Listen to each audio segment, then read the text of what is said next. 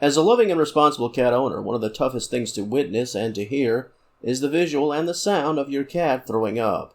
And although cats are rather known for it, vomiting should never be a regular occurrence. It's not something that should ever happen several times per day. In this material, we'll talk about the possible causes. We'll answer those why questions, and I'll speak on what you can do to potentially quell the situation and keep your cat safe in the present and in the future. Cats will vomit, but making it a rare occurrence is certainly the goal. Interesting topic and hopefully a helpful one for all cat owners. I've got you covered. Stay tuned.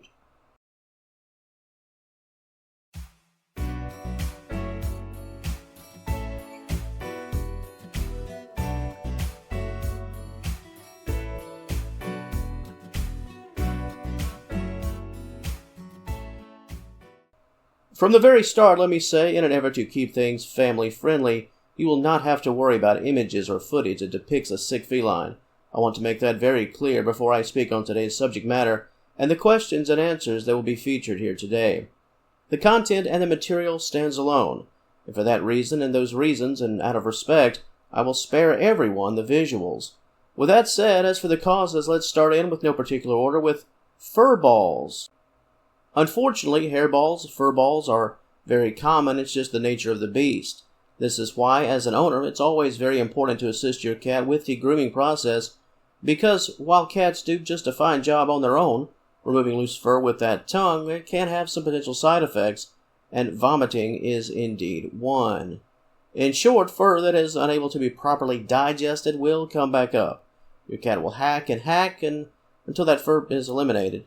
That, as odd as it sounds, is the actual best-case scenario. Fur balls can be quite serious. Intestinal blockages, choking hazards, can be a messy situation, both literally and figuratively, and at times a very scary one.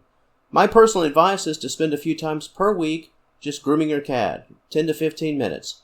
Combs and brushes and those fur removal gloves. The market is now filled with products designed to remove loose fur and make that job so much easier for you. Please test that market and purchase the best products that will give you the very best chance to be successful when it comes to that assisted grooming. I'm not quite sure, honestly, of the statistics, but if I had to guess, I'd say that trapped fur balls, that has to be near the leading cause when it comes to cats and vomiting. Another reason why cats could barf a lot involves eating too much. Some felines really know how to put on that feed bag. And if your cat has buffet-style meals where that food bowl can be accessed 24 hours per day, vomiting could be the unfortunate byproduct of your pet's inability to step away. And make no mistake, just like people, cats can eat for recreation. It's just something to do. Cats can get down with the comfort food just like any person can. That's why it's best to serve your cat individual meals. Just enough food for the meal itself. And speaking of eating too much, what about eating too fast? Some cats love to eat and run, quite literally in some cases.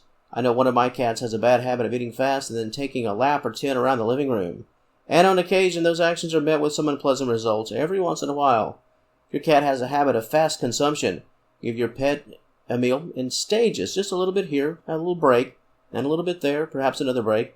This way, even if your cat eats fast, there's not too much in the bowl to begin with for them to consume. And if possible, after the meal is complete, just pet your cat. Have a cuddle session. Attempt to engage in a cuddle session. The very last thing you want for your cat is to start a playtime session on that very full stomach. And staying on that topic of food, your cat's diet could potentially be the reason for that post-meal vomiting. Make sure your cat has a steady diet of wet food, meals that are designed for your cat's needs, especially if your cat has very specific needs, conditions that have been diagnosed by a vet. Some felines require special food, and meals that are harsh on the stomach and or generally improper could promote vomiting. And those snack treats, let's not forget those snack treats. Go easy on them. Never make them, under any circumstances, a meal substitute.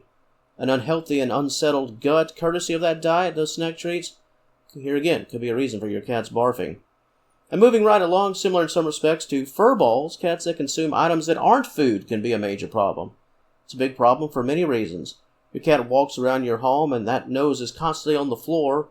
Your pet is always sniffing around and eating things, random things that you're even unable to see. Make it a point to discourage that behavior. When you see it, approach your cat and get them to focus on something else. Pretty much anything else. You see a piece of plastic, a rubber band, anything. Always remove it before your cat gets a hold of it. Daily vacuuming can cure a lot of ails in this department. Your cat is just a bit too curious and too comfortable with that floor. An unfortunate consumption of non-food items, it could lead to vomiting. And sticking with your feline's curiosity, cats of both the indoor and outdoor nature, but especially outdoors, can unfortunately be exposed to a host of products that are not fit for consumption.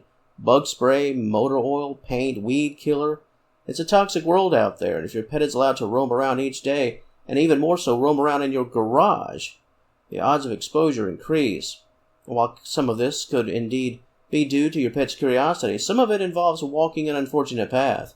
If chemicals get on your cat's paws and your cat's fur, and your pet later commences a grooming session, those chemicals would actually find your way to your cat's tongue and your cat's mouth.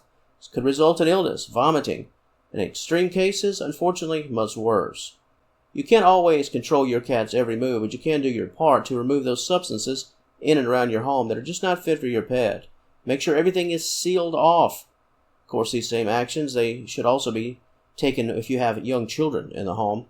And the final possible cause that I'll talk about here today is that stress and anxiety. Cats are very emotional and sensitive animals, and they're not too keen and fond of change. Even the most subtle of things, if it impacts their daily environment directly, it could potentially cause a lot of stress and fear and vomiting.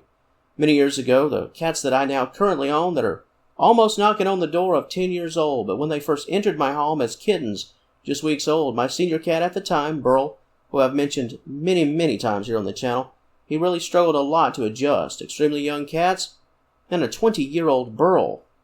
You want to talk about the change in the environment. Burl, he did get over things. He got adjusted, but those first few weeks, that first little while, he was in the midst of major stress and anxiety, and it caused him to throw up, simply because he was uneasy in every way and seemed to question his role in the home. So, always be mindful of that change. And if it's a major and obvious change, even an obvious change to you, be that great comforter for your cat. Help them to understand that things will be okay and guide them through that all-important adjustment period. To the audience of Senior Cat Wellness, was this video helpful and beneficial to you? Do you have any personal ownership stories that contain one or more of the notable reasons that I mentioned, or is your cat throwing up for other reasons that I did not mention that you know all too well about? If so, that comment section is all yours, your stories, your thoughts, and the commentary. Anything and everything. If you enjoyed this content, please give the video a like and subscribe to the channel. I'd certainly love to have you as a member of the Senior Cat Wellness family. And until next time, as always, thank you so very much for watching, and I will talk to you later.